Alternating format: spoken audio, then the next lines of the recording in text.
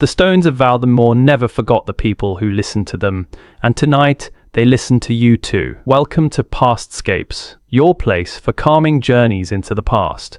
Tonight we travel to a city that no longer exists, or at least no longer exists in the way it once did. A city called Valdenmoor. A city of two worlds, one built upon the other, one filled with light and air and the sound of bells, and one carved deep into the living rock of a valley that even the ancients called old.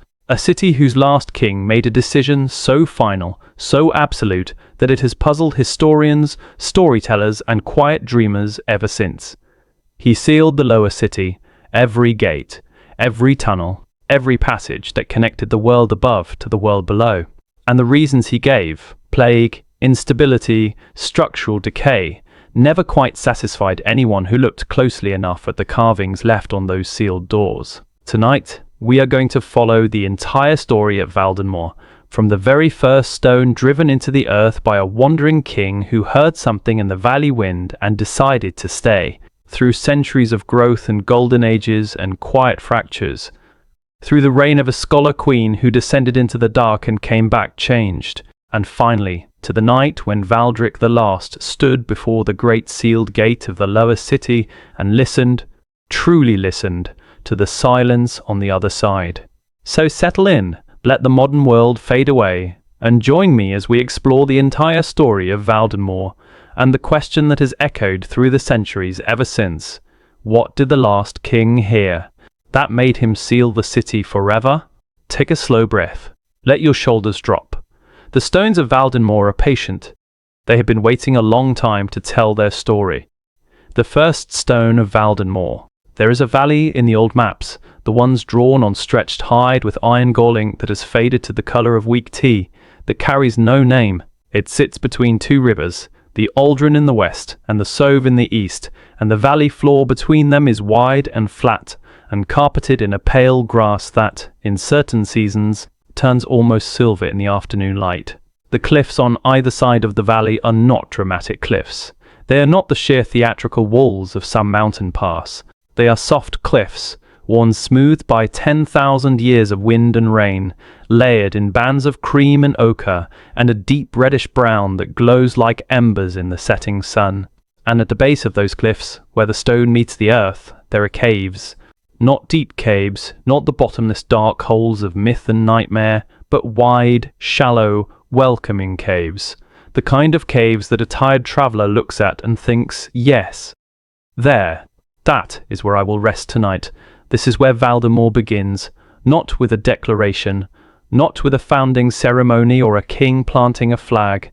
It begins with a man who was tired and cold and had been walking for a very long time, and who looked at those soft caves in the cream and ochre cliffs and felt something he had not felt in years. He felt that he had arrived somewhere, not arrived to the destination he had been seeking, arrived in the way that you sometimes arrive at a feeling, suddenly, without warning, with a clarity that quiets every other thought. His name, in the oldest records, is written as Aldrin. Just Aldrin, no family name, no title, no lineage attached. Later chroniclers would give him the epithet the Wanderer, which suited him perfectly, because wandering is precisely what he had been doing for the better part of his adult life. The records are frustratingly sparse about who Aldrin was before he found the valley. There are hints. A merchant son from a coastal city, a soldier who survived a war he never spoke of, a man who had lost people he loved and found that the best remedy for that kind of grief was movement. Always moving. Always the next hill, the next river, the next horizon. But in the valley between the Aldrin and the Sove, which would later be named after him, which he could not have known, the movement stopped. He arrived in early autumn, if the accounts are to be believed. The silver grass was at its fullest, rippling in a wind that carried the smell of cold stone and river water, and something else. Something the earliest chronicles describe only as the smell of deep places, mineral and clean and ancient. The kind of smell that makes the back of your mind go very still, the way an animal goes still when it senses something it does not yet understand. Aldrin made camp in one of the shallower caves that first night. He built a small fire from the dry wood he found at the cliff base. Bleached branches dropped by the trees that line the river, and he sat with his back against the stone wall and looked out at the valley in the dark. The two rivers murmured at the edges of the flatland. The grass made a soft, continuous sound, like breathing. The stars above the valley were extraordinary, the way stars are in places where no city has yet thought to build itself, where there is no competing light, nothing for the dark to fight. He stayed one night, then another, then a week. Then the first frost came, and still he stayed, gathering more wood, finding water easily from a spring that seeped clean and cold from the cliff face about 50 yards from his first cave. He discovered that the caves went deeper than they appeared from the outside. They were not bottomless, but they were substantial. A man could stand upright in them. Several men could stand upright in them. The stone was dry, which was rare for cave systems near rivers. Something about the geology of the cliff, the particular layering of those cream and ochre bands, meant that the water moved differently here, down and away, not inward. The cave stayed dry even when the autumn rains began in earnest. By the time the first true winter set in, Aldrin had done something that surprised even himself. He had gone back to the nearest settlement, a small farming village 2 days' walk to the north, and told several families about the valley. He had described it carefully, not with the enthusiasm of a man selling something, but with the quiet certainty of a man sharing a fact. There is a valley. There are caves large enough for families. There is water and fat ground and shelter from the worst of the wind. I am going back there.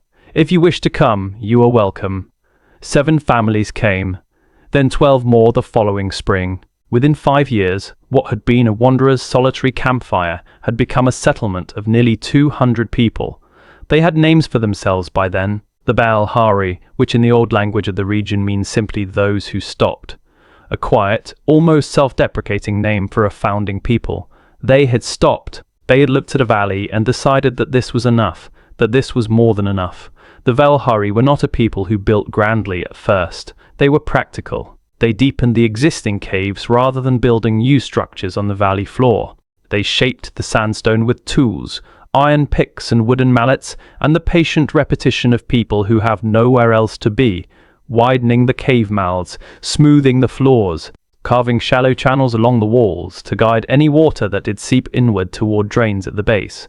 They built shelves and niches directly into the rock, so that their storage and their sleeping and their working spaces were all of a piece with the cliff itself. From a distance, the settlement barely showed.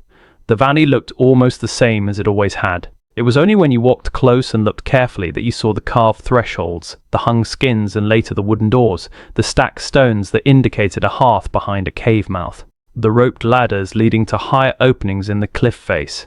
This quality of being part of the landscape rather than imposed upon it would define Valdenmoor for centuries.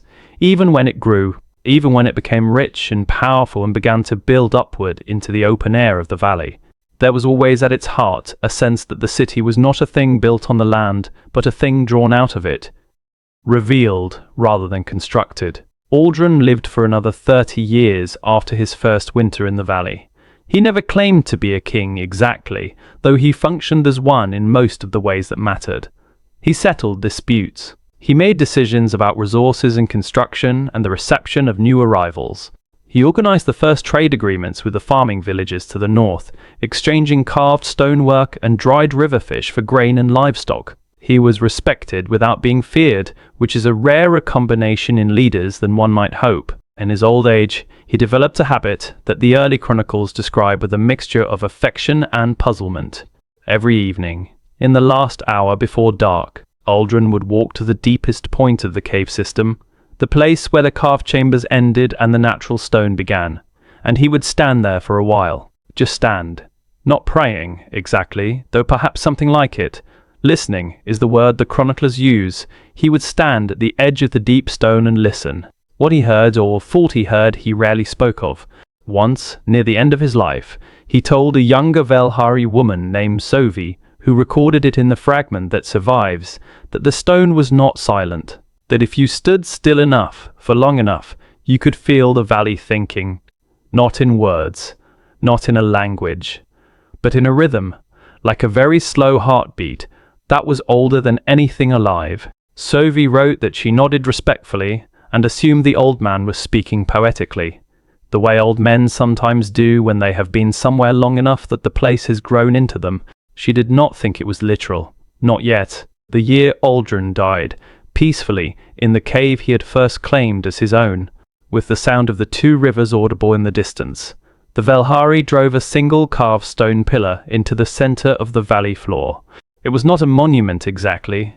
It was more of a marker, a record. On its four faces they carved the names of the original 7 families, the distances to the 2 rivers, the height of the cliff at its tallest point, and one other thing. On the northward face, below all the practical information, they carved a single phrase in the Valhari script. It translates roughly as, "Here we stopped." And the stone remembered us. It was the first written record of Valdenmoor, and it contained, right from the beginning, that strange quality, that sense that the relationship between the people and the place was not entirely one-directional, that the valley was not simply a passive container for human life, that it was something else, something older and quieter, and perhaps, in its own geological way, aware. As you listen tonight, picture the valley in those first years, the silver grass catching the last light of an autumn afternoon, the smell of wood smoke from the cave fires mixing with that mineral cold stone scent coming up from somewhere deeper in the rock, the sound of children at the cliff base playing in the last warmth of the day, their voices high and clear and carrying across the flatland to the 2 rivers that murmur at the edges like old companions. It was a quiet beginning, almost impossibly quiet given what the valley would eventually become. But all great things begin quietly. A seed does not announce itself. A river does not ask permission before it carves a canyon. Valdenmoor began as one tired man sitting against a cave wall and listening to stone that breathed. And the stone breathed back. But as those first families grew and were joined by others, as the carved caves deepened and multiplied and began to connect to one another through tunnels lit by shallow oil lamps, something else was growing too. Something that Aldrin had perhaps sensed in those evening vigils, something the early Valhari would have called a gift, and their grandchildren would call a mystery, and their great-grandchildren would call, in whispers, a warning. For below the caves they carved, below the lowest chambers, below the drainage channels and the deepest storage niches, the stone continued. And it was not empty, but that story belongs to a later chapter. For now, close your eyes and let the first stone of Valdenmoor settle into its place. Let the carved pillar in the silver grass stand in the center of the valley. Let the fires burn low in the cave mouths. Let the 2 rivers speak to each other across the dark. Valdenmoor has only just begun, and something old and patient and utterly unhurried has just begun to notice. The upper city and the lower city. A city, like a person, reveals its character most honestly in the way it grows, not in its grand designs or its founding stories, but in the accumulation of small decisions made by people who were simply trying to solve a problem in front of them. A doorway carved here because this cave connects to that one, a stairway cut there because the family in the higher chamber needs to reach the market terrace without walking around the long way. A support pillar added in this corridor because the ceiling has begun to soften in a way that makes the stonemason uneasy. These small decisions, made over decades and then centuries, are what give a city its true shape, its character, its soul, if you will allow cities a soul, which the Valhari certainly did. By the time 3 generations had passed since Aldrin's first winter, Valdenmoor had grown into something that would have astonished him. The original cluster of widened natural caves had become a vast, interconnected network of carved chambers, corridors, stairways and open terraces cut directly into the cliffside. The eastern cliff, which caught the morning sun, had been carved into a series of broad, curved terraces that functioned as the city's market and gathering spaces, open to the air, but backed by the solid rock. The western cliff, shadowed and cooler, held the deeper residential chambers and the storage rooms and the long, low-ceilinged halls that the Valhari used for their council meetings and their communal meals. Between the 2 cliffs, the valley floor had been transformed.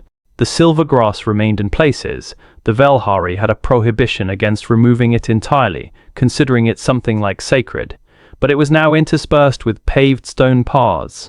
Small gardens, water channels diverted from the rivers, and the beginnings of freestanding structures built from the same cream and ochre stone as the cliffs themselves, so that the buildings seemed to grow from the ground the way the cliffs grew from the earth. There was a continuity to the aesthetic that was entirely intentional. The Valhari built as if they were completing something the valley had started, not as if they were replacing it.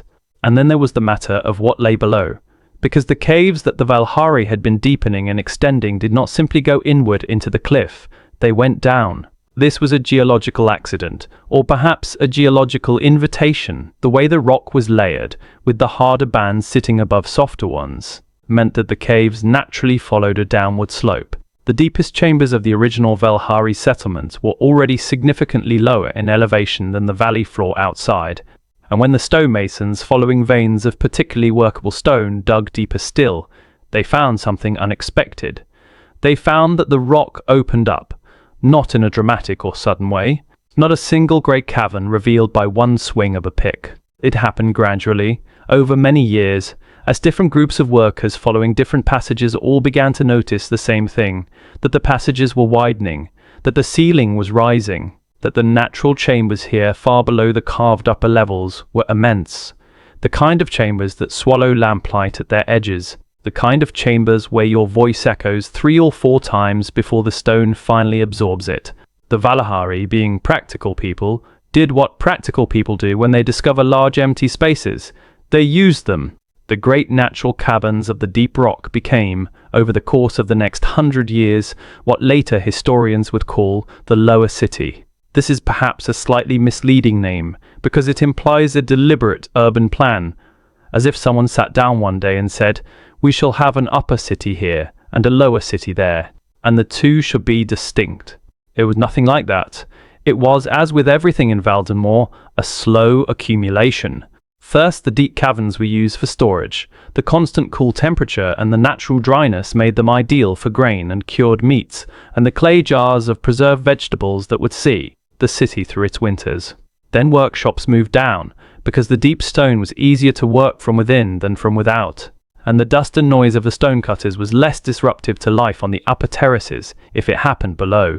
Then the workshops attracted workers who lived nearby, and the workers needed services, and the services attracted more people, and gradually, almost by accident, an entire second city had assembled itself in the deep rock below the one that anyone standing in the valley could see.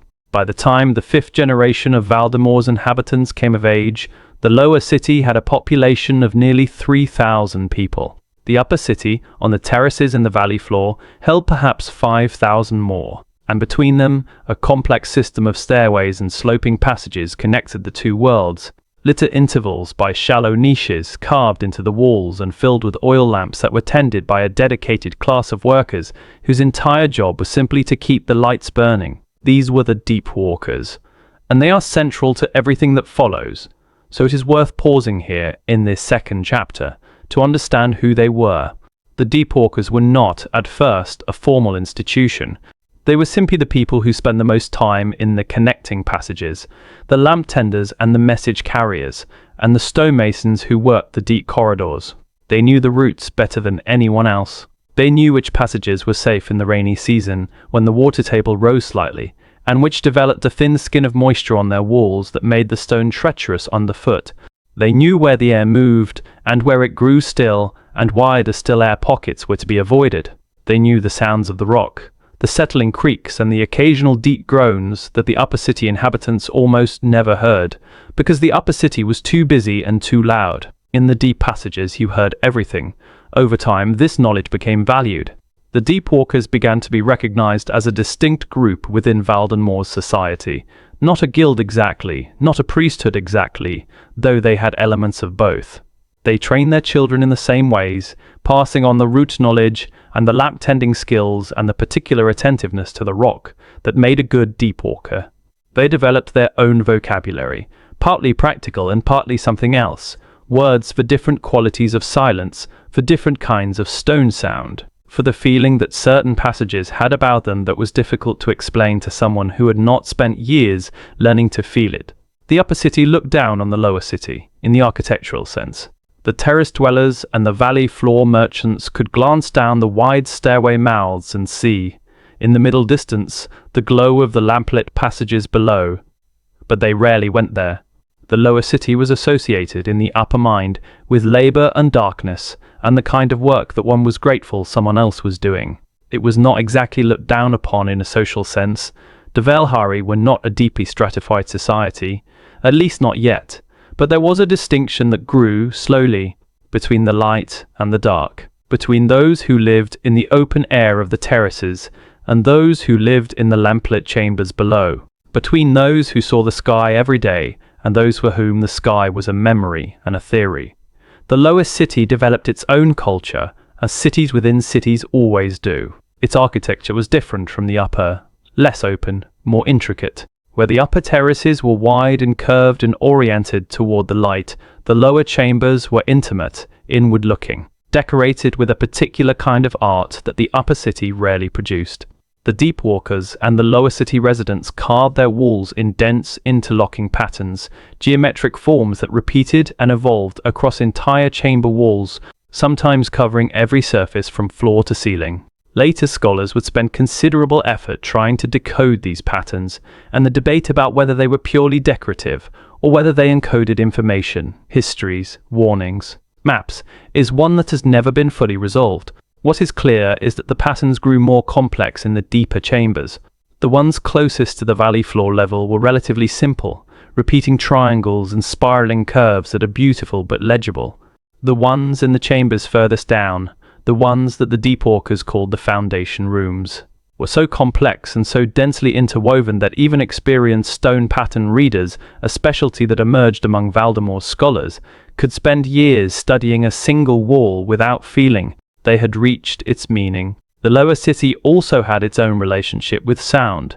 In the upper city, sound was abundant and various: the noise of the markets, the calls of the river fishers, the hammering of the freestanding construction on the valley floor, the wind that came through the valley in the afternoons and made the hung chimes at the cave mouths ring. In the lower city, sound was different. It was quieter, yes, but it was also more resonant. A voice spoken at normal conversational volume in one of the deep chambers would carry in ways that seemed to contradict the geometry of the space, and occasionally, not often, not on any predictable schedule, sounds would travel up from below the foundation rooms, not from any passage that the deep walkers had mapped, from below the rock that formed the floor of the deepest chambers. The early lower city residents called these sounds the stone voice. They were not alarmed by them. They treated them the way you might treat a neighbor who occasionally talks in their sleep, with a kind of fond familiarity, a mild curiosity, and a practical recognition that there was nothing to be done about it. The deep walkers, though, were more thoughtful about the stone voice. They recorded it, kept careful logs of when it occurred, what quality it had, whether it was a single low resonance or a more complex overlapping of tones, and whether it seemed to be related to anything happening on the surface: the weather, the season, the phase of the moon. There were correlations, the deep walkers believed, though the correlations were never consistent enough to be called a pattern. The stone voice came when it came, for reasons that the stone had not chosen to explain. As you rest here tonight, picture the two cities in the deep evening. Above, on the eastern terrace, a family sits at the edge of their carved doorway, watching the stars appear over the valley. The air smells of the cooking fires, and the distant river and the late-blooming valley flowers that the Velhari cultivated in their terrace gardens, pale yellow blooms that closed at dusk. Below, in the lamplit chambers of the lower city, a deep walker sits cross-legged in the foundation room, with her back against a wall of interlocking patterns that she has known since childhood. She is not doing anything in particular. She is listening, the way Aldrin used to listen, long ago, at the edge of the carved chambers, the way all the deep walkers learned to listen. The stone is quiet tonight, or quiet in the way that stone is quiet, which is different from true silence. There is a presence to it, a weight, the feeling that the quiet is not the absence of something, but the holding of something, a breath taken in and not yet released. She has felt this before. She will feel it again. She writes nothing in her log tonight because there is nothing specific to write. Only the feeling of the stone, patient and immeasurable, all around her. Upstairs, the stars come out one by one. Below, in the deep rock, something old continues to think its slow, geological thoughts. The two cities of Valdenmoor rest, as they have rested for 100 years, as they will rest, or appear to rest, for many hundreds more. But appearance, as the Valari like to say, is only the face the stone shows to the light. What the stone keeps in the dark is another matter entirely. And in the next chapter, we must speak of the kings who ruled over both the light and the dark, and what they built, and what they left behind, and what they failed, in the end, to understand. The Age of the Five Kings.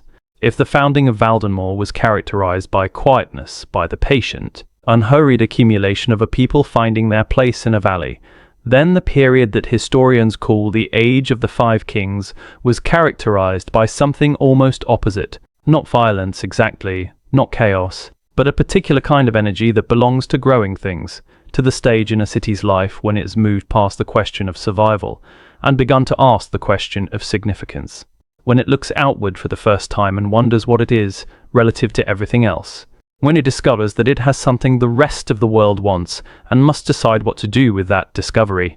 The first king, in any formal sense, was Aldrin's great-grandson, a man named Sovereign. He was not the first to lead Valdenmoor, and he would not have called himself the first king.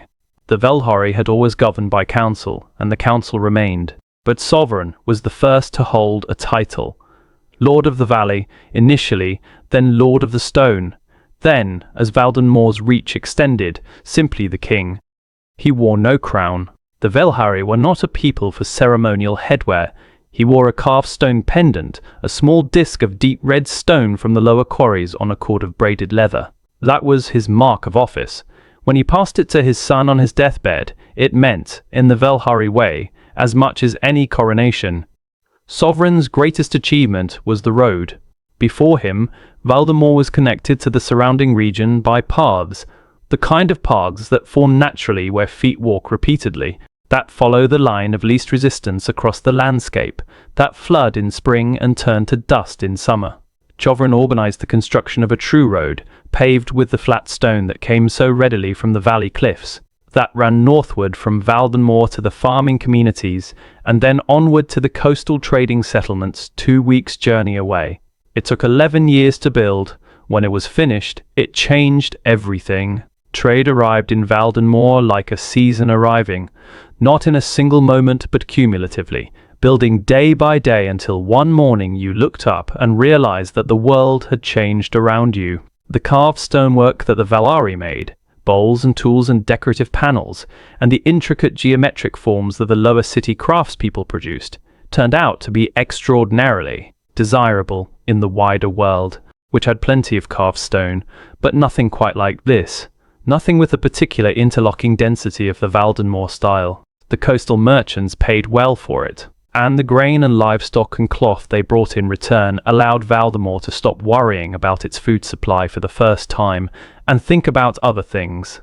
Sovereign died having doubled the size of the valley population and established Valdenmoor as a recognized power in the regional economy. His son, Aldrich II, named in honor of the founder, though the family connection was distant enough by now to be almost metaphorical, inherited a city in full expansion and a council that had grown to 40 members representing the various districts of both the upper and lower city. Aldrich II was a builder. Where his father had built roads, he built within. The great market terraces of the eastern cliff were expanded and formalized under his direction. The connecting stairways between the upper and lower cities were widened and given proper stone railings. The valley floor was fully paved, the silver grass preserved in designated areas that were maintained as something like public parks, the grass tended, the natural wildflowers cultivated, so that even as the city grew it kept this strange and beautiful element of its origins. A field of silver grass in the middle of a city, an odd and touching commitment. It was Aldrich II who commissioned the library of the Stone Tongue. This is perhaps his most lasting legacy, and certainly the one that subsequent generations most celebrated. The library was carved into the western cliff at the upper city level, in a series of chambers that were widened and connected until they formed a complex of considerable size.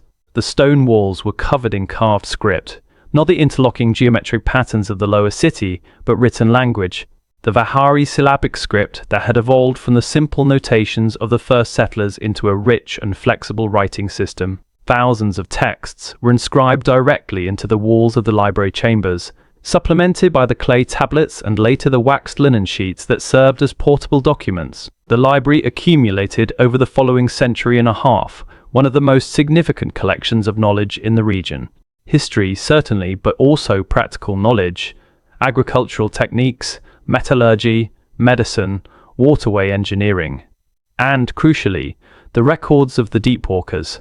All of those careful logs about the stone voice, the route maps of the lower city passages, the notes about the foundation rooms and the patterns carved on their walls, the recorded observations of generations of people who had spent their lives listening to the rock. These were preserved in the Library of the Stone Tongue, in a section that the librarians called, with a certain dry precision, the Deep Records. Aldrich II's successor, a woman named Tavari, was less interested in building and more interested in the world beyond the valley road. She was the first ruler of Valdenmoor to send what might be called ambassadors to distant powers, not merchants, but official representatives, carrying gifts and the news of Valdenmoor's existence, and a polite but clear indication that the city was willing to discuss formal arrangements. This was a significant step. It meant Valdenmoor was no longer content to be known simply as the place where the beautiful carved stone came from. It was announcing itself as a polity, a player, something with a seat at the table. Tavari's diplomatic instincts were sound.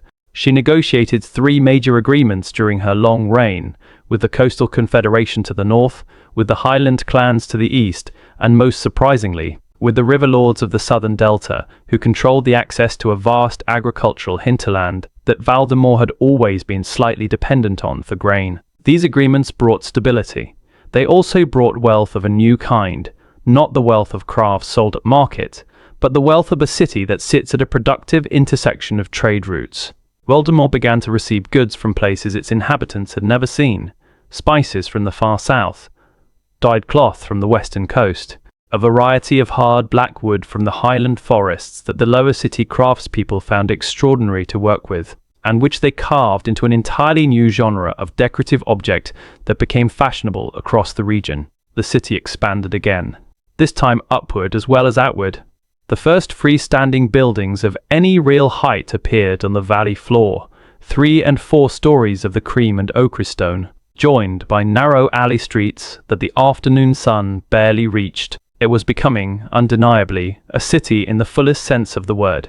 Complex, dense, noisy, alive. The 4th king, Tavari's grandson, named Vel the Generous, oversaw the peak of Valdenmoor's golden age. He was the kind of ruler who is beloved while alive and becomes nearly mythological afterward, because he was genuinely competent and genuinely kind, which is a rare enough combination that subsequent generations can barely believe it and tend to embellish. Under Vel the Generous, Valdenmoor's population grew to perhaps 30,000, a remarkable number for a city carved substantially out of cliff rock and maintained in a single valley. Trade was thriving. The scholars of the Library of the Stone Tongue were in correspondence with scholars from cities a month's journey away, exchanging copies of texts and debating points of history and philosophy by clay-tablet letter.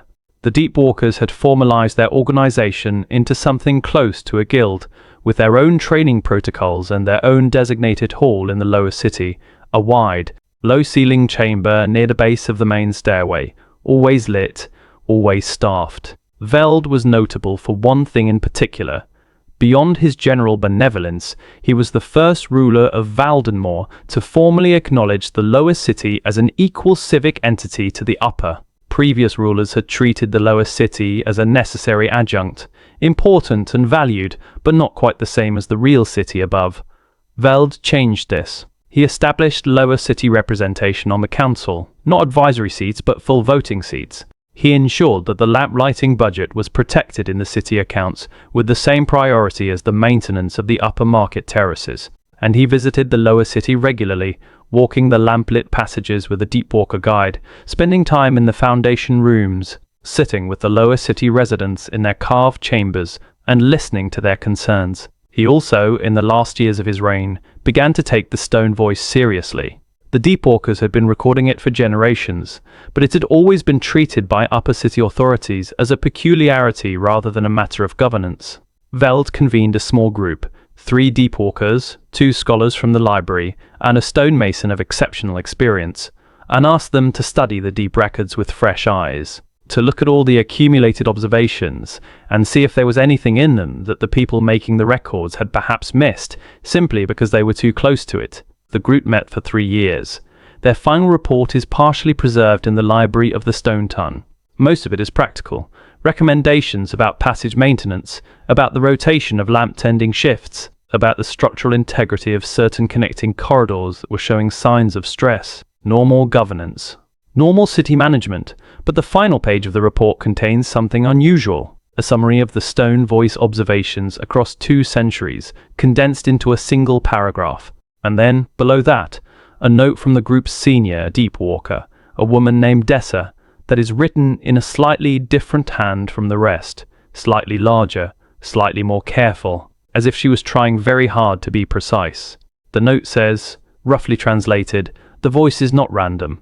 We could not prove a pattern from the inside, but looking at the whole, across 200 years, it is clear that the intervals are shortening. The voice spoke perhaps once in a season at the time of the earliest records. In the last decade it speaks once a month, sometimes more. Whatever is generating the sound, and we do not know what that is, it is not decreasing. It is doing the opposite." Veld read this report. He held on to it for some time. He discussed it with the council in a session that was not recorded in the public minutes, only referenced in the private notes of one council member, who mentioned that the king had raised the matter of the deep sound without further elaboration. Then Veld died. Peacefully in his sleep, at a good age, with the city he had tended so carefully humming along in the lamplight of its 2 levels. And the report went into the library of the Stone Tongue with everything else, in the section called the Deep Records, where it was dutifully catalogued and almost entirely ignored. The 5th king, Aldrin III, was a competent administrator who made no great decisions and no terrible ones. He held what Veld had built. He managed the trade agreements. He maintained the council. He visited the lower city once, found it somewhat uncomfortable, and did not go back. His reign is notable mainly for the fact that it was the last peaceful one, because after Aldrin III, the throne passed to a child.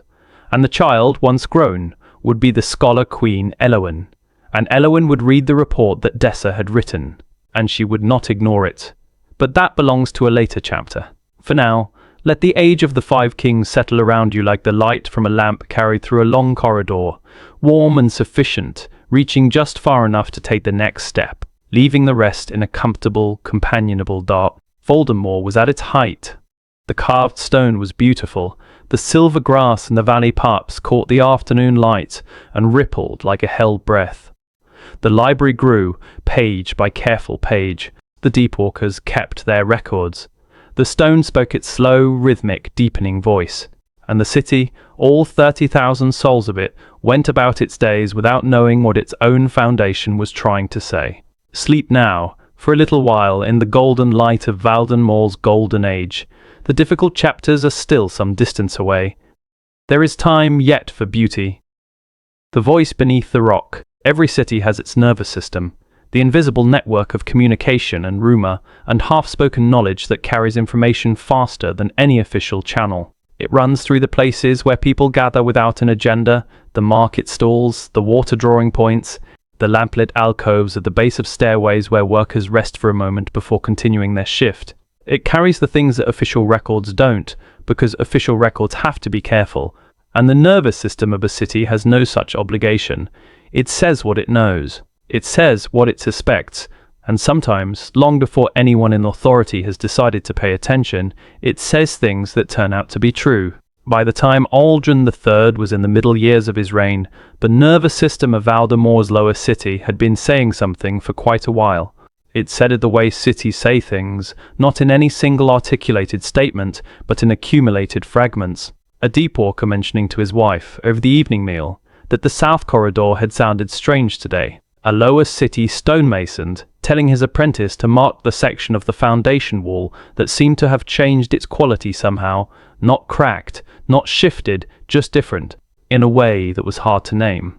A lamp tender waking her shift partner in the middle of the night because she had heard something and wasn't sure what to make of it. The partner listening, hearing nothing now, and going back to sleep, but lying awake afterward for a long time. The stone voice was changing, not dramatically, not in any way that could be pointed to and held up as evidence of anything specific, but to the people who spent their lives in the deep passages, who had grown up with the particular quality of the lower city's silence, the change was real and undeniable. The voice was more frequent. Dessa's report had noted this already, in Veld's time, and subsequent Deepwalker records confirmed that the trend had continued. But it was also more complex. Where the early records described a single low resonance, like a very slow drumbeat, felt more than heard, the recent observations were describing something richer. Overtones, harmonics, the kind of sound quality that makes you think, involuntarily, of language, though not any language you know. There was a stonemason in the lower city named Maren. He was perhaps 30 years old, second generation lower city. The son of a woman who had spent her whole life in the carved chambers, and a father who was one of the senior deepwalkers of his generation. Maren had grown up understanding the deep rock the way other children grow up understanding weather, as an environment that had rules and moods and patterns, that rewarded attention and penalized inattention, that was neither hostile nor welcoming but simply present in the way that the most fundamental things are present. In the third year of Aldrin III's reign, Maren was working in the lowest level of the foundation rooms, repairing a section of flooring that had developed a slight unevenness. The work was routine. He had done the same repair a dozen times in other sections of the lower levels. He was alone, because the particular skill required, reading the subtle slope of a stone surface, knowing where to shave a fraction and where to leave well alone, was one that he worked better at without the distraction of company. The lamp in his niche gave a warm, steady light. He had been working for perhaps 2 hours. Then the floor moved. Not moved exactly. That is not quite the right word. It was more that he became aware of a vibration, not through the stone he was working on, but through the stone he was kneeling on. A vibration that came from below. A single pulse, distinct and deliberate, that travelled up through his kneecaps and his palms where they touched the floor and into his chest, where it resonated with something that was less like a sound and more like a feeling. He sat back on his heels. He waited. There was nothing more, just the ordinary deep quiet of the foundation room. The lamp burned. The air tasted of the clean mineral coolness that he had known since childhood. He went back to his work. He finished the section. He packed his tools and walked the long corridor back toward the main stairway. But he didn't forget it. He began asking questions, carefully, in the way of a person who has not decided yet whether the thing they're asking about is important or not, and doesn't want to raise an alarm over nothing. He asked other lower city workers if they had noticed anything unusual in the deep chambers recently. He asked a junior deepwalker he was friendly with if the voice records for the past month showed anything out of the ordinary. He asked his father, who was retired now and lived in one of the carved residential chambers near the stairway base, whether he remembered anything like what Maren was describing, a vibration that felt like intention rather than settling. His father looked at him for a long moment before answering. Then he said, yes. He remembered something like that, not from recent times, from when he was young, before Veld the Generous, when he was first learning the Deepwalker routes. A single occasion, he had been with his own supervisor, a senior Deepwalker named Hora, in the deepest of the foundation rooms, and Hora had placed her palm flat on the floor and kept it there for a while, and then said, very quietly, that the stone was speaking today, that it was important to listen, but not to answer. Maren asked what that meant, not to answer. His father didn't know. He said Hora had never explained, and he had never asked, because he was very young and she was senior, and the Deepwalker culture was not one that encouraged juniors to question seniors. He had simply accepted it as one of those things. A rule whose reason had been lost somewhere in the years of transmission. Maren was not satisfied with this. He was not, by nature, a person who accepted explanations that were too thin to carry their weight. He went to the Deepwalker Hall, the low, always lit chamber near the stairway base that served as the guild's administrative center, and asked to look at the deep records. He was permitted this without much fuss. The deep records were not secret. They were simply voluminous, and most people who asked to look at them gave up fairly quickly when they realized the scope of what they had requested. Marin did not give up. He spent 3 weeks reading. Every evening after his regular work was finished, he sat in the deep Walker Hall with the clay tablets and the linen sheets and the inscribed passages of the early records, working through them in order, from the oldest to the most recent. What he found confirmed everything his instincts had been telling him, and more. The stone voice had been increasing in frequency for at least 200 years. Dessa's summary had established that, but the recent records, which were more detailed than the old ones, showed something that Dessa had not had the data to see. The increasing frequency was not linear. It was not simply that the voice came more and more often at a steady rate. It came more often in cycles, periods of relatively frequent occurrence, alternating with periods of relative quiet, like breathing, in and out. But each cycle was slightly more frequent than the last, and the breath was growing, incrementally fuller. Marin wrote all of this up. He wrote it carefully and clearly, in plain language, without speculation about what it meant. Just, here is what the records show. Here is the pattern that becomes visible when you look at 200 years of data together, rather than in the individual records of each decade. Here is what I observed in the foundation room last month, and here is how it fits with the pattern in the records. He brought this document to the Upper City Council. This was not easy. Marin was a stonemason. He was not a guildmaster. He was not a scholar. He was not a council-appointed representative. He had to go through 3 layers of formal request before someone agreed to put his name on the agenda for a council session, and by the time that happened, nearly 4 months had passed. The session was brief. Marin stood before 40 council members in the great carved chamber of the western cliff and presented what he had found. He spoke for perhaps 20 minutes. He was clear and unexcited and thorough. He left the written document with the council secretary. The council response was polite and conclusive. A senior member thanked Marin for his diligence. He acknowledged that the deep records were an important part of Valdenmoor's historical archive. He noted that the stone voice had been a known phenomenon for many generations, and that the deep walkers had it well documented and monitored.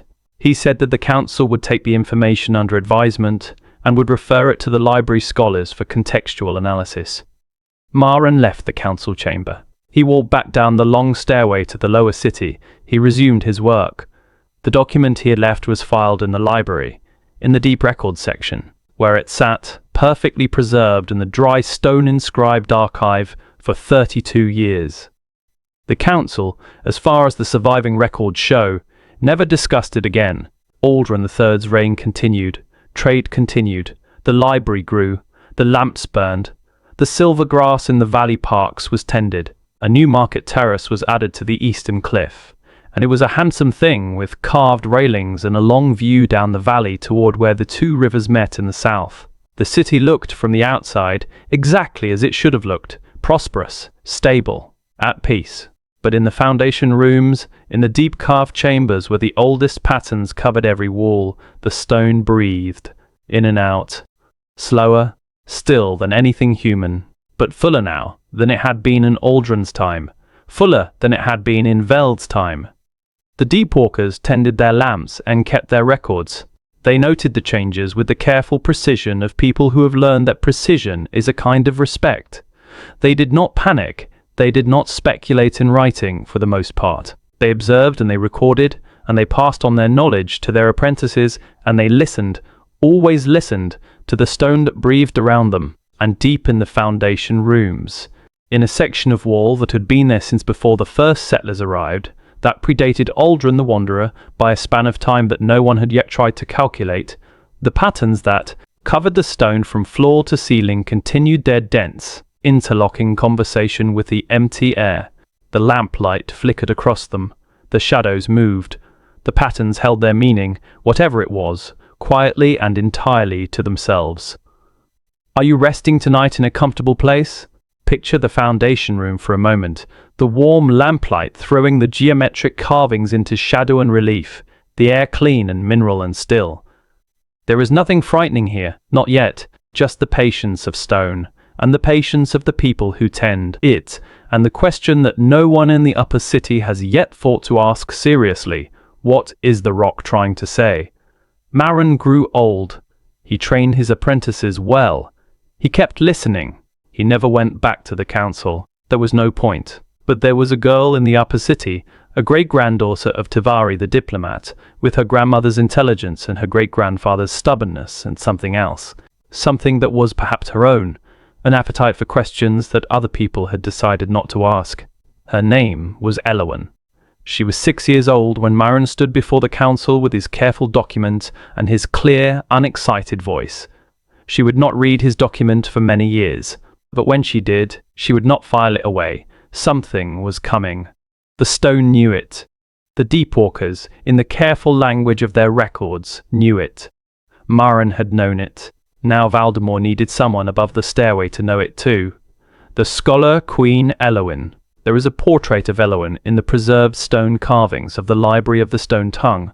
Not a portrait in the painted sense. The Velari did not traditionally paint portraits, but a relief carving set into the wall of the chamber that was added in her name, showing a woman of perhaps 40 years in profile. Her hair pinned back from her face in the Valdenmoor style of the era, a tablet on her knee, and a stylus in her hand. The carver gave her a quality that is unusual in official portraits of leaders, which tend toward the ceremonial and the stern. This carver gave her attention. The carved Elowin is looking at something, the tablet, presumably, or perhaps something beyond the frame of the portrait, with the focused, slightly inward quality of a person who is genuinely thinking. Not posing at thinking, actually doing it. It is a small thing, but it tells you more about Elowin than the formal records do. She came to the throne under circumstances that were not ideal. She was 17 when her father died, which made her, by the standards of Valdenmoor succession, sufficiently grown to rule directly without a regent, but only just. Her father had been a careful man who built nothing and broke nothing, a placeholder king whose most significant act was dying before he had time to introduce his daughter properly to the responsibilities she was inheriting. Elowin arrived at the throne having been well educated. The palace had excellent tutors, and she had taken full advantage of them, but without much practical experience of governance. The council, 40 members strong and accustomed to a king who deferred to them on most matters, was not entirely unhappy with this arrangement. They underestimated her, not through stupidity, through the very common and very human error of seeing what they expected to see, rather than what was there. They saw a 17-year-old girl, and they expected someone manageable. Elowin was not unmanageable. She was thoughtful and courteous, and genuinely collaborative in her approach to the council. But she had views, and she had questions, and she had a habit of following those questions wherever they led, regardless of whether the destination was comfortable. Her first significant act as queen was to spend 6 months in the Library of the Stone Tongue, not visiting it, living in it, essentially. Given quarters in the adjacent residential chambers and spending most of every day in the library, reading, she explained to the council that she wanted to understand Valdenmoor's history before she attempted to govern it, which was difficult to argue with even for council members who would have preferred she start governing immediately. So they let her read. She read everything. The history of the city, the trade records, the diplomatic correspondence, the technical documentation of the cliff architecture, the Deepwalker records, Marin's document. She read Dessa's summary. She read the 200 years of accumulated voice records that Dessa had synthesized. She read Marin's careful, unexcited analysis of the cycle pattern. She read the council minutes from the session where Marin had presented his findings and the formal notation that the matter had been taken under advisement. Then she went to the deep records section of the library and kept reading. She found observations she had not expected, notes from senior deepwalkers across many generations that went slightly beyond the careful factual entries and into something closer to interpretation. Not wild speculation, but the careful, qualified observations of people who had spent their lives paying attention and were not quite willing to let the significance of what they had observed be absorbed into a filing system without some attempt to say what it might mean. One entry in particular, from a deepwalker named Jorveld, who had served during the reign of Veld the Generous, stayed with Elowin. She later quoted it in her own notes. or at least what survives of her own notes, quotes something that matches closely enough to be almost certainly this entry. Jorveld wrote, "The patterns in the foundation rooms do not appear to be ornamental. Ornamental patterns have a defined edge, a place where the intention ends. These do not. Following one line of the pattern, I find it continues beneath the floor level. It continues into the stone below the carved floor. Either the original carvers cut the pattern below their own flooring, which makes no practical sense, or the pattern predates the floor, predates the carvings our founders made. The pattern was here before us. We built our foundation rooms against it." Elowyn finished her 6 months in the library. She emerged, by all accounts, somewhat quieter than she had entered. She began her formal duties as queen, and proved to be an efficient and thoughtful ruler. The trade agreements she renegotiated in her first 3 years were considered among the best Valdenmoor had secured, and her restructuring of the council's committee system reduced the chronic bottlenecks in city governance that had been accumulating for decades. The council, which had been prepared to manage her, found itself instead being managed with such diplomatic skill that it took them several years to fully realize it had happened. But alongside the governance, she kept working on the question the library had given her. She formalized the Deepwalker Guild's status, granting them the same administrative recognition as the Stonemasons Guild and the Merchants Association. She increased the Deep Records budget, which had been chronically underfunded, so that the Deepwalkers could produce better quality written records, inscribed stone rather than clay tablets, which were fragile, or linen, which deteriorated. She established a small research group within the Library of the Stone Tongue, whose specific mandate was to study the foundation room patterns, working with copies made by the Deepwalkers, who had begun carefully tracing the patterns onto linen sheets during the reigns of the later 5 kings. This group worked quietly for several years. They compared the foundation room patterns with the known decorative traditions of the lower city and the upper city, and with the patterns that scholars had identified in other regional cultures through traded objects and visiting scholars' reports. They found some surface similarities. The same love of interlocking forms appeared in several cultures of the wider region, but nothing that matched the density and complexity of the foundation room walls. Nothing that continued below the floor. Elowyn herself learned enough of the Velhari pattern reading tradition to begin working with the copied sections independently. She was not, by her own notes admission, as skilled as the dedicated pattern readers. But she had a quality that the pattern readers sometimes lacked. She was not yet committed to any existing interpretation, any existing framework for what the patterns might mean. She was looking at them fresh. She noticed something. It took her 2 years to be sure enough of it to write it down, because she is careful in her notes, always qualifying, always acknowledging the possibility of error. But she wrote it down eventually, in the journal that is one of the most important surviving documents of Valdenmoor's later period. The patterns do not tile. Decorative patterns tile.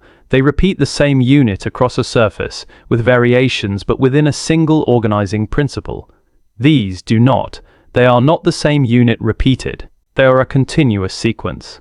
Looking at a section in isolation, it appears to tile, but put 2 sections together, and the continuation is clear. Each section advances from the previous one. They are not repeating. They are going somewhere. She paused in her journal and then added, "I do not yet know where." Meanwhile, the stone voice continued. The Deepwalker records of Elowyn's reign show a further increase in frequency beyond what Marin had documented. They also show something new, a spatial quality that the Deepwalkers had begun to track. The voice did not come from everywhere in the lower city equally. It was loudest, most strongly felt, in the foundation rooms, particularly in the sections of the foundation rooms that contained the oldest and densest concentrations of the pre-Velhari patterns. The Deepwalkers began, in their careful professional way, to map this, to mark the wall sections that correlated most strongly with the voice events, and to note whether the correlation was consistent. It was. The patterns and the voice were related.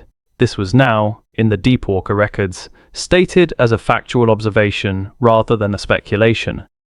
The patterns and the voice came from the same place, the same source. Whatever was speaking, it was speaking from where the patterns were. Elowyn read these reports as they came in. She discussed them with her research group. She discussed them with the senior Deepwalkers, in meetings that the council minutes only partially document, because she held some of them outside the formal council structure. in the Deepwalker Hall itself, in the lower city, which caused a certain amount of comment among the upper city establishment, who were not accustomed to their queen spending time below the stairway. She was trying to understand what she was dealing with before she decided what to do about it, but events, as they have a way of doing, did not wait for her to finish understanding, because the deep walkers, who had been patient, professional and quiet for generations, were beginning to reach the limits of their patience. Not with the voice. They could live with the voice. They had lived with it for 200 years. What they were having increasing difficulty living with was the feeling that had begun to accompany it, the feeling that Jorveld had noted quietly in his private records, that the foundation rooms were not merely a space where an interesting geological phenomenon occurred, that the patterns on the walls were not merely a historical curiosity, that the thing speaking from below the rock was not merely speaking abstractly into the air, into the void, but was speaking with a direction in mind, speaking towards something, or towards someone. Marin's apprentice, a woman named Tova, who became one of the most senior and respected deepwalkers of her generation, put it in her records with characteristic deepwalker restraint. It has always felt like the voice spoke into the room generally. In the past several months, the character has changed. It now feels. I acknowledge this is not measurable, and I record it as impression rather than fact, as if the voice is not filling the room but crossing it, moving toward the walls, moving toward the patterns, as if it is trying to reach them. Elowen read this entry. She read it twice. She sat in her library chamber, the one adjacent to her portrait relief, which would be carved later, and she looked at the copied sections of the foundation room patterns spread across her work table, and she thought for a long time. Then she wrote 3 words in her journal, below the entry she had quoted from Tova's record: "I must go." And what she found when she went is the story that the next chapter carries, softly, carefully into the deep. Rest now for a moment. Let the lamplit image of Elowen at her work table settle into your thoughts. The scholar queen, surrounded by her copied patterns, her careful journal, her maps of the lower city with the voice correlation markings. Outside the library window, there were real windows now, cut into the cliff face at the library level, looking out over the valley. The afternoon light was probably golden, catching the silver grass in the parts below, catching the pale stone of the valley floor buildings. 2 worlds in view from a single window, the open, bright, living city above, and the deep, lamplit, ancient city below. She had spent years preparing. She had learned everything the records could teach her. Now she needed to learn what the records couldn't. The stairway waited. The lamps burned all the way down, and somewhere below the foundation room floors, in the stone that had been old before the Valhari found the valley, something was reaching toward the patterns carved on its underside, reaching slowly and with an immeasurable patience. And it was getting closer. The Deepwalker Rebellion. The word rebellion, applied to the Deepwalkers, requires some careful handling. It carries connotations, raised voices, broken windows, stones thrown at officials that describe nothing of what actually occurred. The Deepwalkers were not that kind of people. They were, by profession and by temperament, people of patience and precision. Their form of protest was as quiet and as deliberate as everything else they did. It began with a petition, formally worded, carefully inscribed on the high-quality stone that the new Deep Records budget had provided, signed by all 47 working Deepwalkers, and presented to the Queen's administrative office on a morning in the 3rd decade of Elowen's reign. The petition said, in essence, 3 things: that the conditions in the lower foundation rooms had changed significantly in the past year, that those changes represented a situation beyond the Deepwalkers' ability to manage through their normal protocols, and that the Deepwalkers were formally requesting that the foundation rooms be closed to all non-essential personnel until a proper assessment could be conducted. The petition did not use alarming language. It did not make dramatic claims. It said, "Something has changed. We don't fully understand it. Please let us assess it properly before we continue as normal." The council, when the petition was brought to its attention, responded with the particular energy of an institution that has learned over many years to hear a certain category of concern without quite listening to it. A committee was formed to review the petition. The committee was given a reasonable timeline. The Deepwalkers were thanked for their diligence.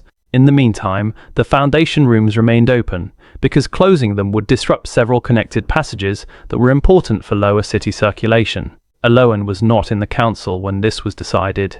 She was informed afterward, and her reaction is preserved in a note to her private secretary that is notably shorter and more clipped in tone than her usual correspondence. Tell the council committee that I will want to see their assessment when complete. Tell them also that I consider this a priority matter and expect the timeline to be treated accordingly. The committee was formed. It met twice. Both meetings were largely procedural. Tova, who had submitted her personal observation about the voice moving toward the patterns, read the committee response when it was filed. She read it twice with the careful expression of someone checking their understanding. Then she called a meeting of all the working deepwalkers in their hall in the lower city on an evening when the upper city would assume they were simply conducting their regular shift rotations. The meeting lasted 4 hours. What was said in it is not directly recorded. Deepwalker meetings were not typically transcribed, but the outcomes are visible in what followed. The following morning, every working deepwalker reported normally for their shift. They tended their lamps, as always. They walked their routes, as always. They kept their records, as always. Everything looked exactly as it had before the petition, except that none of them entered the foundation rooms. They maintained every other passage. They tended every other lamp. The lower city continued to function normally in every respect except that the deepest chambers, the foundation rooms and the passages leading directly to them, went unlighted. Not dramatically, not with any announcement. The lamps in those sections simply weren't refilled when they burned down. Within 2 days, the foundation rooms were dark. It took 4 days for anyone in the upper city administration to notice. When they did, the response was, initially, practical. Someone needed to get down there and tend those lamps.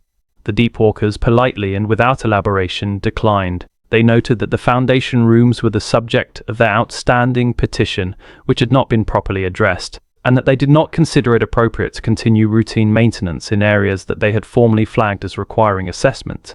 The response to this was, at various levels of the administration, a mixture of irritation, confusion, and the particular helplessness of an institution confronted with a form of resistance it has no good protocol for. The deepwalkers weren't refusing to work. They were doing everything except the specific thing. They were being entirely reasonable.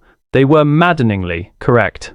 Ilawan intervened. She convened a meeting with Tova and 2 other senior deepwalkers in the Deepwalker Hall in the lower city, without the council committee present. This meeting was also not transcribed, but Elowin's journal entry from that evening is among the most extensively studied passages in the preserved documents. She wrote, "Met with Tova and the others today. I had prepared questions. I asked perhaps the first 2. Then I listened for 3 hours. These are not frightened people. They are not dramatic people. They've spent their lives in the dark, and they know the dark better than anyone. When people like that tell you that something has changed in a way they cannot name precisely but can feel absolutely, you listen. I have been trying to understand this from the outside, from the records, from the copy patterns. I have been treating it as a scholarly problem." Tova looked at me today and said, very quietly, "It is not a problem of scholarship. It is a matter of presence. Something is present that was not present before. We do not know what it is, but we know it is there." She paused in the journal and then wrote, "Tomorrow I go down."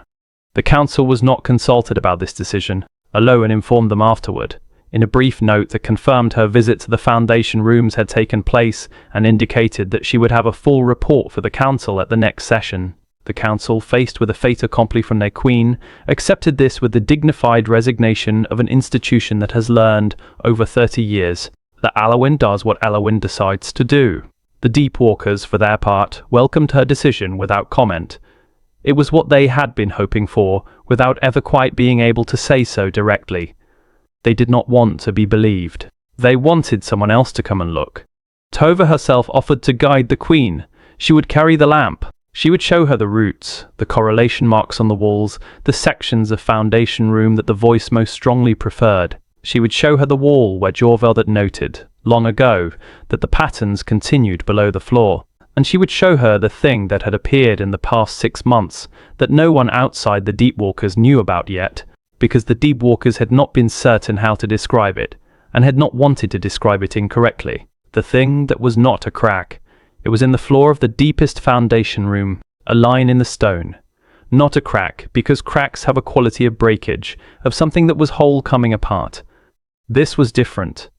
This was a line that seemed deliberate, that had the quality, when you looked at it in lamplight, of something that had been there all along and was simply becoming visible, like a seam in fabric that has been sewn closed but is beginning, with great patience, to open. The line followed the edge of one of the most complex sections of the pre-Velhari pattern, followed it precisely, as if it knew where the pattern was. Tova had not put this in the petition.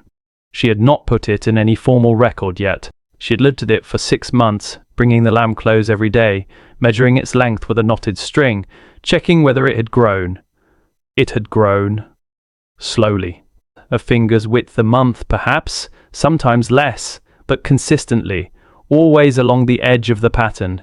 She would show this to the Queen tomorrow, and Elowen, who had spent 3 decades preparing to understand this place, would stand over that line in the floor and feel, for the first time, the particular quality of the foundation room that no record had quite managed to capture. The sense that you were in a place where the stone was not passive, where the deep rock was not simply around you but was, in some manner that the body understood before the mind could formulate it, oriented toward you. The Deepwalker Rebellion, such as it was, had achieved its purpose, not through drama, not through broken windows or raised voices, through the quiet, unassailable logic of people who know something that the authorities don't. Elowen was going down, and what she found there would change everything. Settle deeper into your rest tonight.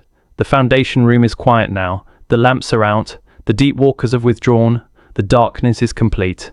But in the dark, the line in the floor continues its slow, precise extension along the edge of the pattern that was old before the city above it was dreamed of. The stone moves the way glaciers move, the way mountains move, not in time that belongs to human life, but in time that belongs to itself. It has all the time in the world. The question, which is beginning to press itself, is whether the people of Valdenmoor do. What Elowen found. There is a particular quality to underground light, to lamplight in deep stone, that no description quite captures, but that everyone who has experienced it recognizes immediately. It is warmer than outdoor light and more intimate. It does not fill a space evenly, but rests in it, pooling in the near distances, fading at the edges into a graduated dark that feels not hostile, but simply thorough.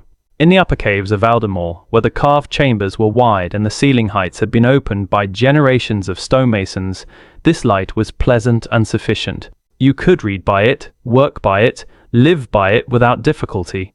In the foundation rooms, the light was different. The ceilings were lower, or rather, the proportions were different, the chambers carved by the Velhari generations ago in dimensions that suited practical storage and workshop use, not the larger-scale social spaces of the upper levels.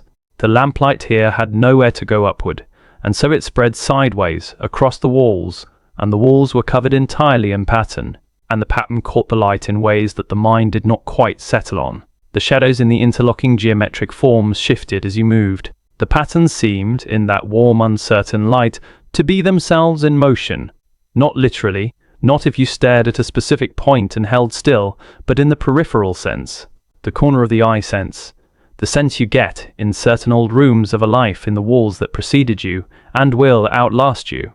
Elowen came down the long stairway in the morning, early, with Tova carrying the lamp ahead of her and 2 junior deepwalkers behind. The lower city was already at work. The sounds of the craft chambers and the voices of the workers carried clearly through the connecting passages. But as they descended below the main lower city level, into the connecting corridors that led to the foundation rooms, the sounds faded. The air changed. The mineral coolness that characterized the upper passages became something more complete, not cold, not uncomfortable, but thorough, as if the temperature were not merely the absence of warmth but a positive quality. The deep stone's own temperature, maintained across centuries. Tova did not speak much as she guided the Queen through the passages. There was an etiquette to this environment that Elowen had been briefed on, and that she found herself naturally adopting: quiet footsteps, quiet voice, attention to the floor surface, which was smooth but not perfectly flat. The lamplight was adequate, but not generous. You walked with a particular attention. They reached the first foundation room, the larger of the two principal chambers, in about 20 minutes from the stairway base. Tova raised the lamp and let the Queen look. What Elowen saw was the thing she had been studying in copy for years, made real, every surface covered, floor to ceiling, wall to wall, the pre-Valhari patterns in their full density, wrapping the room in a continuous geometric language that the copied sections had not fully prepared her for. The scale of it was different in person. The copies had been made section by section, and each section was legible, manageable. The room itself was overwhelming in a specific, quiet way, not threatening, but immense in its implication. Someone had done this. Something, the word came to her mind, and she noted it without immediately questioning it, had done this, had covered every surface of these chambers with a pattern that the Valhari had never understood, and that 30 years of her own scholarship had only partially illuminated. She stayed in the first room for a long time. She walked its perimeter, holding her own small lamp close to the walls, moving slowly. Tova let her look without directing. This was the Deep Walker way, to give the space room to speak for itself, and to speak up only when there was something specific to point out. There was something specific to point out, and Tova had been patient. She led Elowen to the second foundation room, deeper, smaller. The patterns here were denser than in the first room, if that was possible, and apparently it was. The interlocking forms here were finer, the individual lines carved with a precision that Elowen found, bending close with her lamp, almost impossible to reconcile with the tools she could identify in the marks. This was not rough work. This was not the kind of carving you did with a pick in time. This was something else. A precision that suggested either tools she wasn't aware of, or a tradition of practice so deep and long that the carvers had achieved a kind of mastery beyond what the Valhari stonemasons, who were exceptional, could match. Then Tova brought her to the floor. She knelt and held the lamp at a low angle, the way you hold a light when you want the shadows to show you texture rather than color. And in that raking light, the line was clear. Elowen looked at it for a long time. She reached down and touched it.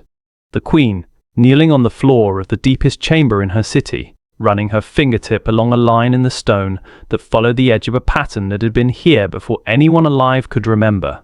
The line was clean, the edges were precise.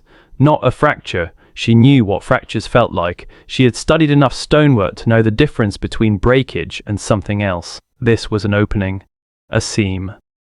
Something that had been sealed and was, with infinite slowness, becoming unsealed. She looked up at Tova. Tova nodded, slightly, as if she had been waiting for this recognition. Then she said, "It follows the pattern's edge precisely. It does not deviate. We have watched it for 6 months. It grows a finger's width each month." Elowen did the calculation quickly. She was good with numbers. She looked back at the line, measuring its current length with her eye, and then looked up again. Tova answered the unasked question. At current rate, it will complete the circuit of that pattern section in approximately 4 years. What happens then? She paused. We do not know. Elowen spent 3 more hours in the foundation rooms. She asked questions, careful, specific questions, the questions of someone who is trying to understand the geometry of a thing before deciding what it means. She asked Tova to show her every section of pattern that the voice correlation maps had marked as highest intensity. She asked to see the oldest surviving Deepwalker records of the voice, the handwritten originals, not the copied summaries. She asked whether there were any other lines like the one in the floor, elsewhere in the foundation rooms, or in the deeper passages. Tova said there were no others she had found, but she also said with characteristic Deepwalker precision that she had only found the first one by looking carefully in the right kind of light. She could not rule out the possibility that others existed. On her way back up the long stairway, Elowen stopped in the middle of the climb and stood still for a while. Tova waited. The junior Deepwalkers waited. The lamp burned steadily in the upward draft that moved through the stairway. Elowen said, to no one in particular, "Jorveld was right. The pattern predates the foundation rooms. It predates the city. It predates everything we have built here." She paused. She said, "We built our city on top of something we didn't understand. We have been living above it for 300 years. Another pause. She said, "I need to know what it is before anything else." She continued up the stairway. In the journal entry she wrote that evening, the longest single entry in the journal, running to several pages. She laid out everything she had seen and thought, with the careful organization of a scholar who is also a ruler and knows that her notes may eventually become the record that others use to understand what she was doing and why. She described the rooms. She described the line in the floor. She described her observations about the precision of the deeper carvings and her belief that they were not made by human hands, or at least not by any tradition of stoneworking that the historical record accounted for. She was precise about this. She was not claiming supernatural origin. She was claiming that the carvings were beyond the technical capacity of any known tradition and that this required explanation. And then she wrote the thing that would shape everything that followed. The pattern is a sequence, not a repetition. The sequence is going somewhere. The line in the floor is opening along the edge of the sequence. I believe, though I cannot yet prove, that the sequence, when complete, is a set of instructions. Not instructions in a language we speak. Instructions in a language of form and structure. The kind of instructions that a door follows when it opens. The kind of instructions that a bridge follows when it connects two banks. The pattern is not decorative, it is functional. Whatever made it intended it to be followed. It is being followed now. The line in the floor is the mechanism following the pattern. In 4 years, perhaps 3, the rate of growth seems to be increasing slightly. The mechanism will complete its circuit, and we will find out what following the pattern produces. She put the journal down. She picked it up again and wrote one more line. I'm afraid it opened something. Her next entry, 3 days later, is entirely practical. Trade negotiations, council appointments, a dispute about water rights on the eastern side of the valley. She was a queen, and a queen's work did not pause for fear. But the thing she was afraid of, and the thing that her fear was about, was now alive in her mind, and in the minds of the deep walkers who had seen what she had seen, and in the mind of Tova, who had measured that slow line every day for 6 months, and who, in the privacy of her own records, had written something that was as close to alarm as a deep walker's professional reserve allowed. Whatever is on the other side of that seal has been working to open it for a very long time, and it is nearly done. Sleep lightly in this chapter, not because anything here is terrible. Elowen is careful and smart and she is paying attention, but because the story has reached its pivot point, the place where the accumulated weight of everything that has been building, Aldrin's evening vigils, Dessa's observation about shortening intervals, Maren's unheeded document, Jorveld's careful note about the pattern below the floor, Tova's 6 months of knotted string measurements. All of that weight is now pressing against a single sealed seam in the floor of the deepest foundation room, and the seam is, very slowly, giving way. What Elowen does with this knowledge, and what her grandson ultimately does, is the rest of the story. And it is almost time to tell it. The last king, and the decision. Elowen ruled for 51 years. This is a long reign by any standard, and it was not an easy one. No reign of 51 years is easy, because 51 years contains multitudes, prosperity and difficulty, good harvests and bad ones, diplomatic triumphs and expensive failures, the personal losses that accumulate across a long life, and the particular exhaustion of carrying responsibility for a city across decades. But it was, by the assessment of those who came after, an extraordinary reign, not because of any single great event. The events of Elowen's reign were, in the public record, the ordinary events of governance, management, and the steady maintenance of a complex city. But because of the quality of attention she brought to everything she did, because of the scholar who never stopped being a scholar, even while she was a queen, she spent the remaining years of her reign, after her descent into the foundation rooms, in a particular kind of sustained effort that had no official name and no formal structure, but that was, in practice, the most significant work she did. She was trying to understand the pattern. She had assembled the best minds available to her, the scholars of the library, the senior deep walkers, a gifted younger stonemason who had developed an independent system for reading the pattern sequences. They worked, in rotating configurations, on the copied sections of the foundation room walls. They argued, they revised, they made slow incremental progress on individual sections, and then discovered that their interpretation of one section contradicted their interpretation of another, and had to start over. The line in the floor continued. Slowly. A finger's width each month, then slightly more. Tova measured it faithfully until her death. Elowyn mourned her genuinely and attended the Deepwalker ceremony in the lower city, standing in the lamplit hall while the guild marked Tova's long service, and then her successor took over the measuring. In the 38th year of Elowyn's reign, the line completed its first circuit. It had traced the entire outer edge of the pattern section it was following and come back to its own starting point. The foundation room floor now had a closed seam in it, a sealed oval, perhaps 2 arm spans across, following the edge of the densest section of the pre-Valhari pattern. Nothing dramatic happened when it closed. There was no sound, no light, no movement. The seam was closed, and the stone inside the oval was exactly as it had always been.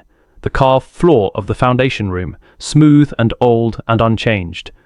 But something had changed about the voice. Not in its frequency, which continued its slow increase, and not in its spatial character, which continued to be strongest near the pattern sections.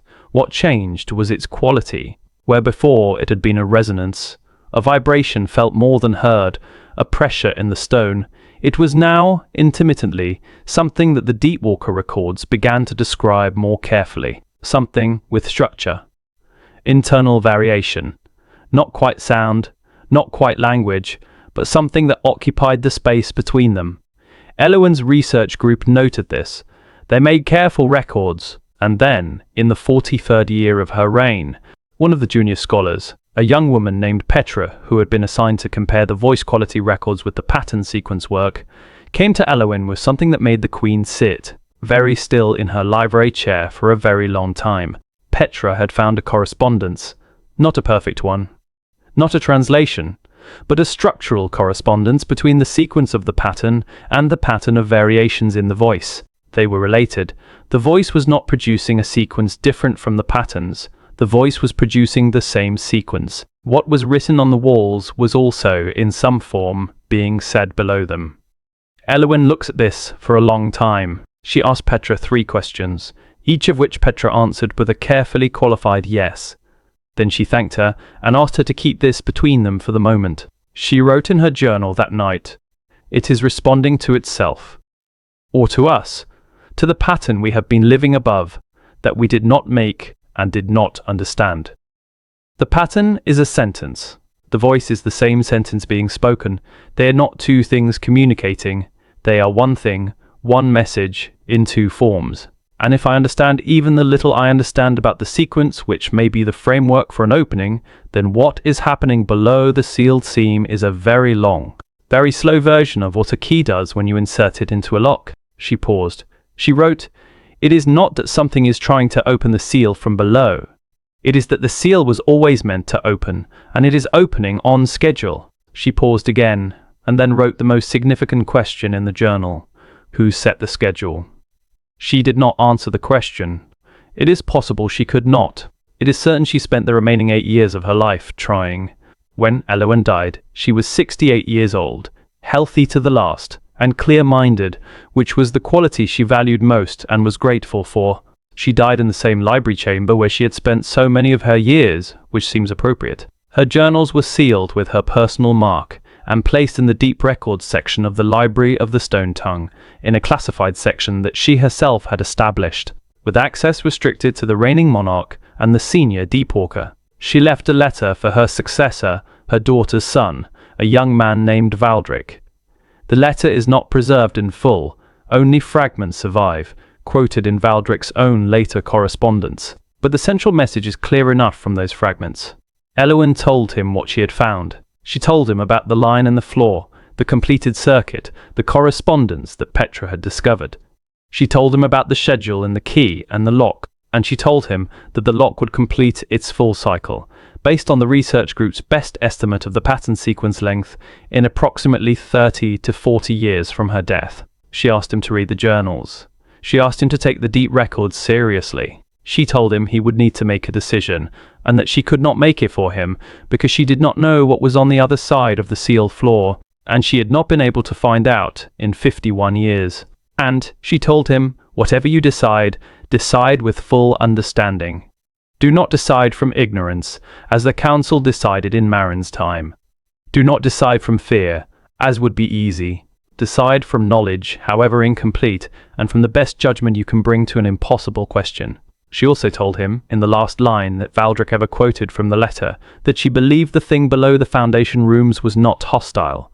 She did not know what it was, but in 50 years of careful attention to everything the records and the patterns and the voice had been trying to tell her, she had not found evidence of hostility. She found evidence of patience, of an immense geological patience that was simply waiting for something. What it was waiting for, she could not say. Valdric became king. He was 23. He was, by temperament, less scholarly than his grandmother and more political, a better natural reader of people, a better manager of the council's competing interests, more comfortable in the social realm of governance than in the library. But he was not a shallow man. He read the journals. He read the deep records. He was the first ruler since Veld the Generous to spend substantial time in the lower city, not from scholarly interest as Elowen had, but from the particular kind of concern that comes when you have read something frightening and need to see for yourself whether the fear is warranted. He went to the foundation rooms on a cool morning in his 5th year as king. He took no retinue, just one deepwalker guide. The current senior, a quiet man named Orveth who had been tending the deep passages since before Elowen died. Orveth showed him the pattern walls. He showed him the completed seam in the floor of the deep room. The oval was unchanged from the outside. Still the same smooth stone, the same carved surface, the same pattern at its edges. But Valdric knelt and put his palm flat on the stone inside the seam and stayed there for a while. He said nothing. He stood and walked the full perimeter of the room. He looked at the walls for a long time. Then he said to Orveth, "How long?" Orveth said, "The research group estimates between 12 and 20 years. The rate of change in the voice pattern has been accelerating slightly. Nearer to 12, we think now." Valdric nodded. He said, "And you cannot tell me what opens?" Orveth said, "No. Only that it opens." Valdric walked back up the stairway. He was quiet for the rest of the day, which his secretaries noted as unusual. In the weeks that followed, he did something that surprised the council. He convened what he called a Great Council, expanding the normal 40-member body with representatives from every district of both the upper and lower cities, and with full representation from the Deepwalker Guild. He told this expanded council everything, every detail from Elowen's journals, every observation from the deep records, the correspondence Petra had found, the seam, the estimated timeline. He held nothing back. The Great Council met for 6 weeks. The debates were extensive and, at times, difficult. Fear appeared, as Elowen had predicted it would. Some council members wanted to act preemptively, to excavate the foundation room floor, to open the seam deliberately and find out what was beneath it before it opened itself. Others wanted to seal the passages leading to the foundation rooms and simply wait. Some proposed abandoning the lower city entirely, relocating all residents to the upper levels. The Deepwalkers, present at these debates for the first time in Valdenmoor's history as full council participants, spoke rarely but with weight when they did. Orveth said, near the end of the 6th week, "We have lived with this for 300 years. The voice has not harmed us. The patterns have not harmed us. The seam has not harmed us. We do not know what opens. But we know how it is behaved, and how it is behaved is patiently, and with, as the Scholar Queen believed, something like intention." The debate continued. No consensus emerged that week, or the next, and Valdric went home to the palace wing carved into the upper city's western cliff, and sat in the chair where his grandmother had sat, and thought for a very long time about impossible questions. Rest now in the weight of this chapter. The great council chambers in the carved rock of the western cliff, full of voices. The lower city below, the lamplit passages where the Deepwalkers move on their routes with their careful, attentive quiet. The foundation rooms in the deep, the pattern on every wall, the seam in the floor, the voice in the stone below speaking its ancient sentence in a language that no one living can fully read, with a patience that makes every human timeline look like a moment. 12 years, perhaps. Valdric has 12 years to decide. He will not take all 12. The ceiling. The decision came in the 9th year of the countdown. Though Valdric had made it earlier than that, he simply spent the intervening years making certain, through every means available to him, that he was not missing something, that he had not miscounted or misread or allowed fear to substitute for understanding. He commissioned 3 independent assessments of the Foundation Room situation, using different combinations of scholars and deepwalkers, and bringing in, for the first time in Valdenmoor's history, outside experts. Scholars from the distant cities with which Elwyn had established correspondence, men and women who came to the valley knowing nothing of the local politics and nothing of the accumulated weight of 300 years of deep records, and who therefore brought fresh eyes to the patterns in the seam and the voice quality logs. The outside scholars were uniformly astonished by what they found. The pattern complexity was beyond anything in their own traditions. The correspondence that Petra had identified was, in their assessment, genuine, not a coincidence, not a projection, structure matching structure, the written and the spoken in precise alignment. One of them, a scholar from the Coastal Confederation who had spent his life studying ancient language systems, spent 3 days in the Foundation rooms and came out and told Valdric, in a meeting that Valdric's private secretary recorded in fragmentary notes, whatever left these marks was communicating. He did not know with whom. He did not know about what, but the marks were not decorative and they were not ritual in the way he understood ritual. They were information dense and they were addressed to something.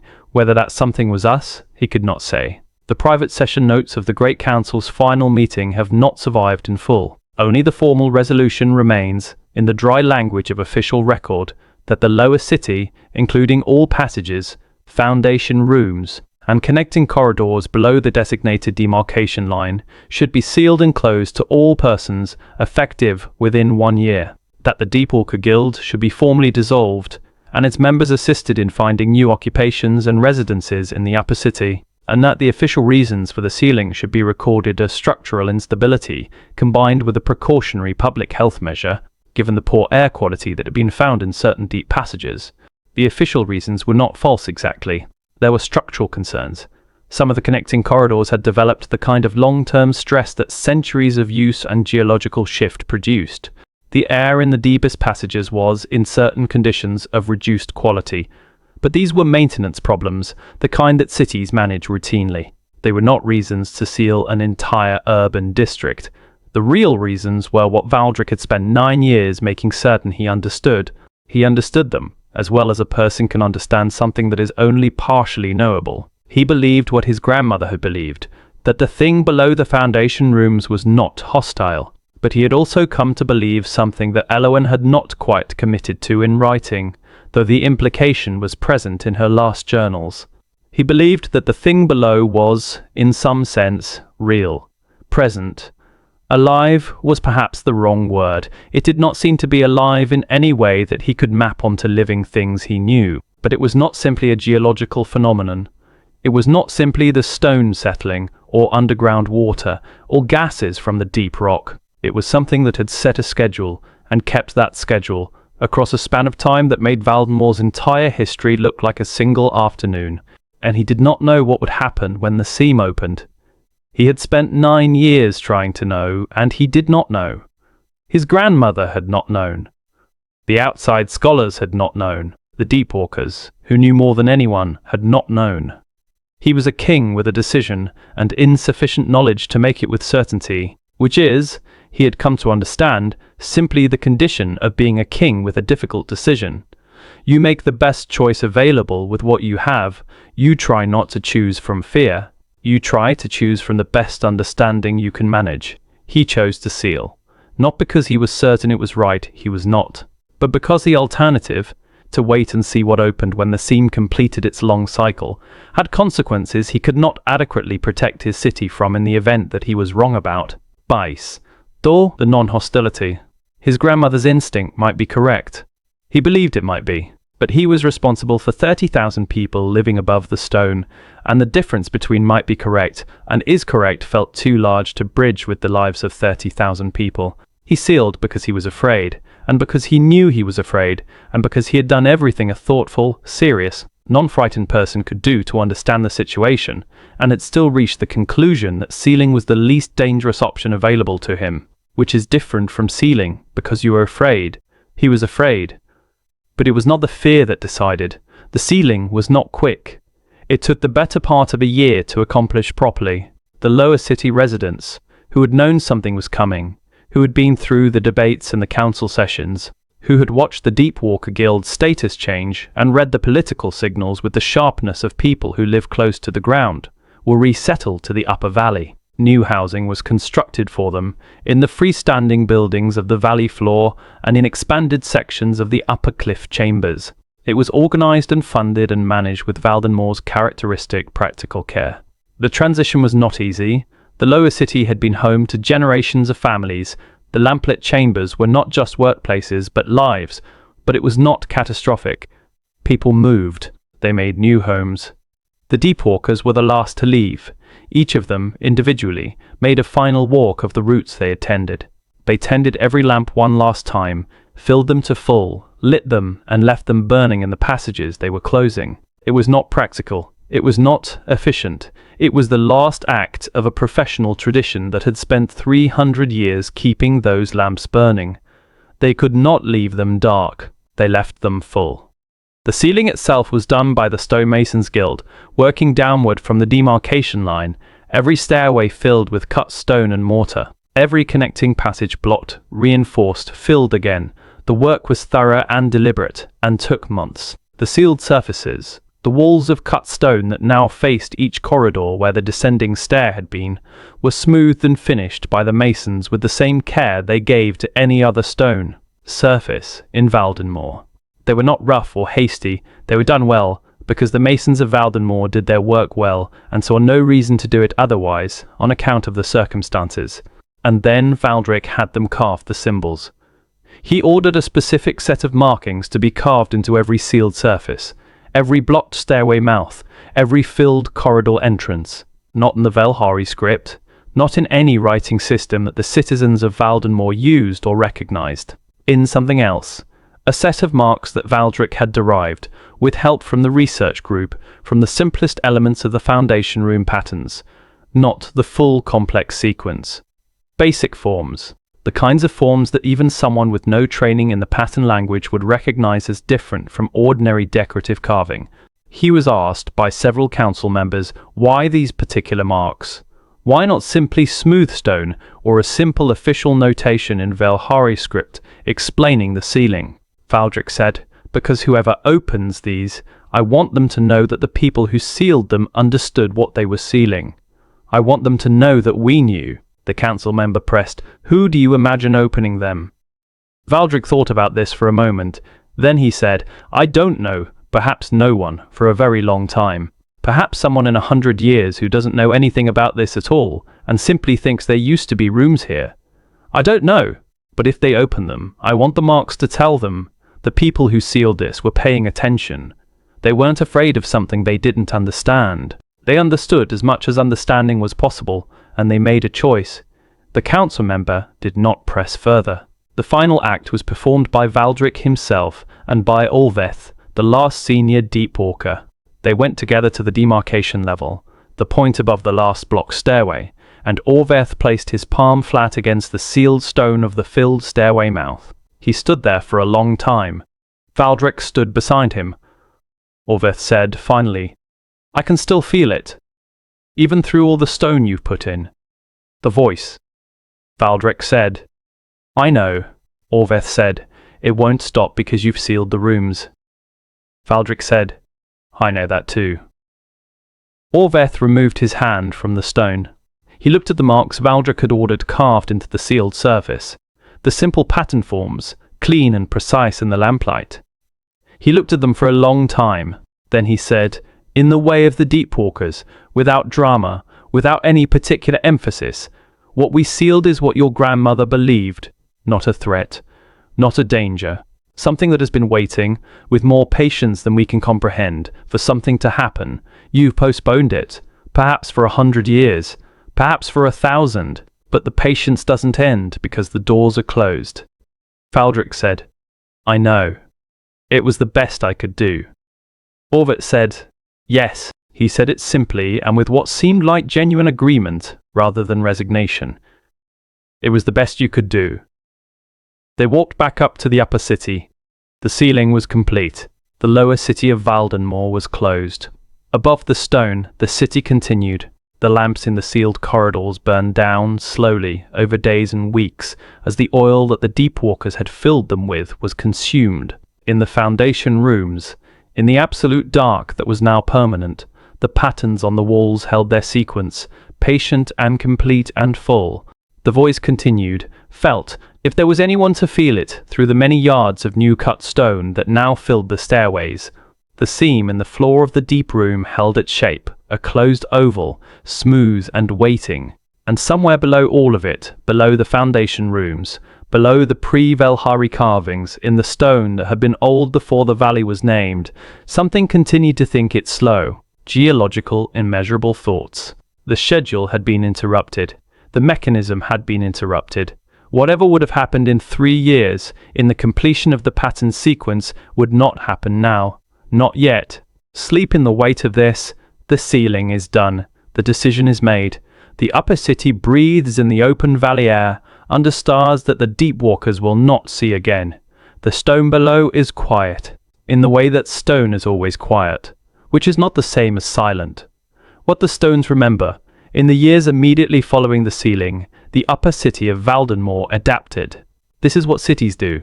They adapt. They rearrange themselves around whatever they have lost or changed or chosen to close off. And they keep going, because the alternative to going on is not going on, which is rarely preferable.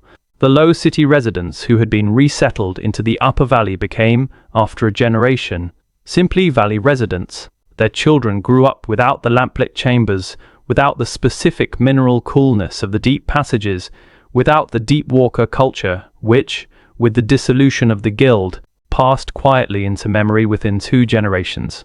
But the lower city was not forgotten. It could not be entirely. The sealed stairway mouths were still visible, the filled openings in the cliff faces, blocked and marked but unmistakably there, the way a door that has been bricked over is still, to anyone who knows what a door looks like, a door. The marks that Valdric had ordered carved into the sealed surfaces were noticed and discussed and interpreted with varying degrees of accuracy by the scholars who came after him. Some read them as a warning. Some read them as a blessing, a ritual protection. Some read them as simply decorative, which was the most common interpretation among people who had lost contact with the pattern language tradition. The Deepwalker records were still in the library of the Stone Tongue, but the scholars who could read them fully were gone, and the records became, over the following centuries, a specialized academic subject, important, studied by a small number of dedicated researchers, but no longer connected to any living tradition. Baldric reigned for 30 more years after the sealing. His later years are characterized in the records as peaceful, or at least as peaceful as any city's later years are, which is to say, there were problems, there were difficulties, there was the normal entropy of governance, but nothing catastrophic. The trade routes held, the council functioned, the valley floor city continued to grow, slower now that the lower city was closed, and the deep craftwork tradition was diminishing, but still growing, still alive. He died in his sleep, at an advanced age, which is as good an ending as anyone is entitled to. His successors were, by the accounts available, adequate. None of them were Elowin. None of them made the kind of decisions that Valdric had made. They did not visit the sealed stairway mouths. They did not read the deep records. The library was maintained. The Velhari were always meticulous about their archives. But the classified section that Elowin had established was, after 2 more generations, simply a section that no one quite knew the purpose of anymore, and therefore left alone out of a general archival respect for things whose purpose you don't understand. The city began, in the following centuries, to decline, not dramatically, not all at once, but the deep craftwork tradition that had made Valdemoor's carved stone so distinctive and so sought after depended on the deep stone itself, on the particular qualities of the lower rock, which the craftspeople who had lived and worked beside it had learned over generations. That knowledge was gone. The upper-level quarrying produced good stone, but not the same stone, and the quality of the carving could not quite replicate what the lower workshops had made. Trade routes shifted to newer cities with newer goods. The library remained exceptional, that held, and scholars continued to visit from distant places to use it. But scholarship alone does not keep a city's economy thriving. By the time explorers from the Coastal Confederation arrived in the valley, about 300 years after the sealing, Valdenmoor's population had declined significantly. The valley was still inhabited, perhaps 8,000 people, down from the 30,000 of the Golden Age, and the city still functioned, but it had the quality that declining cities have of a thing that was more itself in the past. The architectural bones were extraordinary. The library of the Stone Tongue was still one of the finest repositories of knowledge in the region. The silver grass parks were still tended, because the Velhari attachment to the grass was one of those stubborn civic traditions that survived everything else. But the liveliness of the Golden Age was gone. The particular energy of a place that knows itself to be significant was gone. The explorers were fascinated by the sealed stairways. They asked about them, and were told, because the tradition of the sealing had been maintained in the popular memory if not in technical detail, that the lower city had been closed by Valdric the Last to prevent the spread of a terrible sickness that had developed in the deep passages. This was the official reason that had been given at the time of the sealing, and it had proved durable, as simple explanations do. The explorers asked if they could open one of the sealed sections. They were told no. This refusal was not dramatic. It was simply no. The seals are sealed. That is how it is. The explorers went home. They wrote about Valdenmoor with the slightly condescending affection of people describing a place that was once great and is now quietly lesser. They mentioned the sealed stairways in passing as a curiosity and speculated about the sickness story with the pragmatic credulity of travelers who have seen enough strange things not to doubt them. 2 generations later, one of the explorers' descendants came back. A scholar this time, with a specific purpose. He had found references to the library of the Stone Tongue's deep records in a distant archive, and he wanted to study them. He spent a year in Valdenmoor. He read everything he could access, which was not the classified section. The mechanism for accessing it had been lost, along with knowledge of its existence, but was still a substantial body of material. He left with copies of many records and a deep puzzlement about the carved marks on the sealed stairway surfaces, which he spent much of his later career trying to decode. He came close, not all the way. The pattern language was complex, and his access to primary material was limited.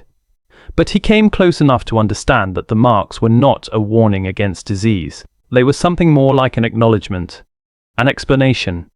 He published his interpretation in a scholarly text that circulated widely in his home region and is still cited by researchers today. His central argument was, whoever sealed the lower city of Valdenmoor was trying to say that they understood what they were sealing, that they were not acting from ignorance, that the sealed thing was known, as much as it was possible to know it, and that the decision to seal it was a considered one. He paused in his text, and then added, in the careful language of a scholar who does not wish to overstate, what it was that they considered sealing, what exactly lay below the foundation rooms, what the pattern sequence was building toward, what the voice was saying. This, the evidence does not allow me to say. I can only say that the people of Valdenmoor believed it to be real and significant, and that their greatest scholar spent her life trying to understand it, and that their last king spent 9 years making certain that his decision was as informed as it could be. His text ends with a question that he poses simply and without drama, in the way that the best scholarly questions are posed. The line in the foundation room floor, the seam that the deep walkers monitored for decades, was, as of the sealing, 3 years from completing its sequence. The sealing did not remove the seam. It sealed the room around it. The mechanism that was advancing the seam, whatever it was not itself sealed. It was simply separated from human observation. 300 years have passed. The rate of the seam's progression was increasing before the sealing, and there is no reason to believe it has stopped.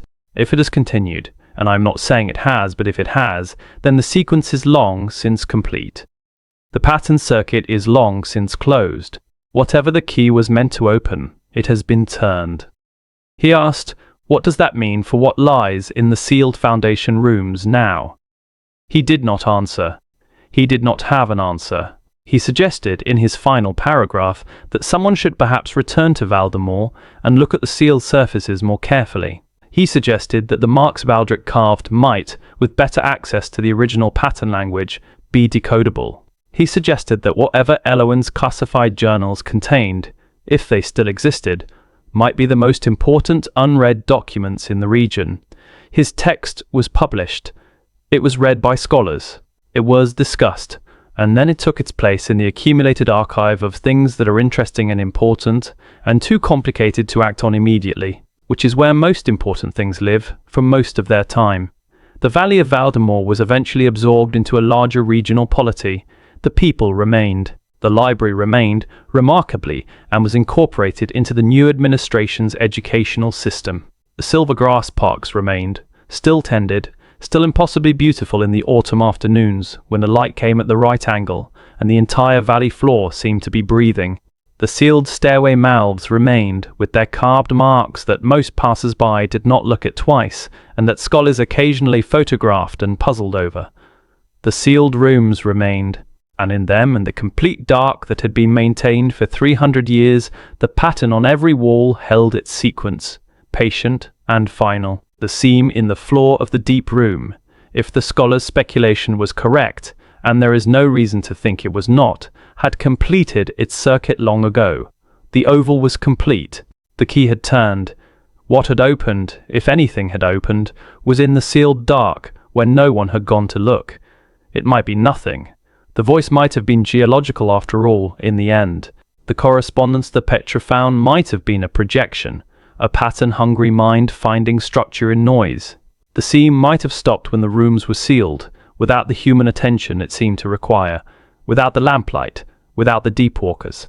Everything Elowen believed might have been wrong, which would mean everything Baldric decided was based on a misunderstanding, and the lower city was sealed for nothing, which would be a tragedy of a particular human kind, the tragedy of misplaced fear. Or it might be something. The long patience of the thing below the rock might have continued undisturbed by the sealing, patience being, by its nature, not affected by whether it is observed. The pattern might have completed its sequence in the dark and the silence and done what it was always going to do, which no one had stayed around to see, which no one had been willing to stay around to see. Elowen had believed it was not hostile. She had believed it was patient. She had believed it was waiting for something. Baldric had believed her, mostly, and had sealed it anyway. Whether they were both right or both wrong, or right about different things, or whether the question was simply too large for the instruments available to human understanding, this remains, as the scholar from the Coastal Confederation noted, unanswered. The valley is quiet in the late evenings now. The two rivers still speak at its edges, the Aldrin to the west, the Sove to the east, their names preserved even as almost everything else changed.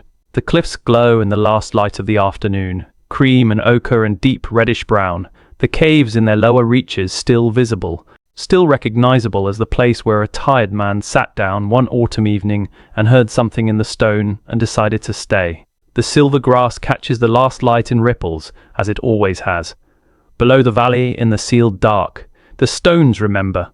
What they remember is older than the city, older than the road, older than the pillar Aldrin's people carved with the words, "Here we stopped."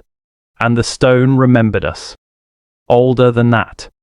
The stones have all the time in the world. And whether the thing they remember is a gift, or a warning, or simply a fact about the deep world that human lives are too brief to fully receive, that question, like all the best questions, like all the questions that the careful and the attentive and the genuinely curious have asked across every age, waits in the patient dark, not threatening, not urgent, just waiting. The way stone waits. And so, as the echoes of Valdenmoor fade into the comfortable silence of the deep rock, as the lamps burn low in the sealed passages and the silver grass stills in the valley's last light, you have heard the full story. From a wandering man sitting against a cave wall listening, to a scholar queen kneeling on an ancient floor, understanding, to a last king standing before sealed stone, choosing, and to the long centuries after, where the question keeps its place in the dark, patient and unhurried, waiting for someone to look closely enough. You have carried this story with you through the valley's long history, through the golden age and the deep records and the voice in the rock that grew and never stopped, through the care of the deep walkers, who tended their lamps for 300 years, who measured the growing seam with knotted string, who kept faith with something they could not name, through Elowen's extraordinary life, her 5 decades of attention, her willingness to go down when others would not, through Baldric's impossible, careful human decision. You have heard everything the stones of Valdenmoor are willing to tell. The rest, what lies below the sealed floor, what the completed sequence opened, what the patient thing below the deep rock has been waiting for, is still in the dark, still quiet, still there. And maybe that is as it should be. Some questions are not answered. Some doors stay closed, for good reason or for bad, or for reasons that are both at once. Some things in the deep world simply require more patience than human lives allow, and the best we can do, as the Valhari always did, is pay attention, tend our lamps, keep our records, listen to the stone as honestly as we can, for as long as we can, with as much understanding as we are able to bring. And stop, when we find a valley that is asking us to stop, and let the stone remember us. As you drift into the quiet of your rest tonight, let Valdenmoor settle gently around you. Let the lamplight warm the carved walls. Let the two rivers speak softly at the valley's edge. Let the silver grass breathe in the dark. Let the foundation rooms hold their patterns, their sequences, their patient, ancient speech in the cool and mineral silence of the deep rock. You have been a good listener tonight, the stone noticed. And so, as the echoes of the past fade into silence, may you drift into a calm and restful night.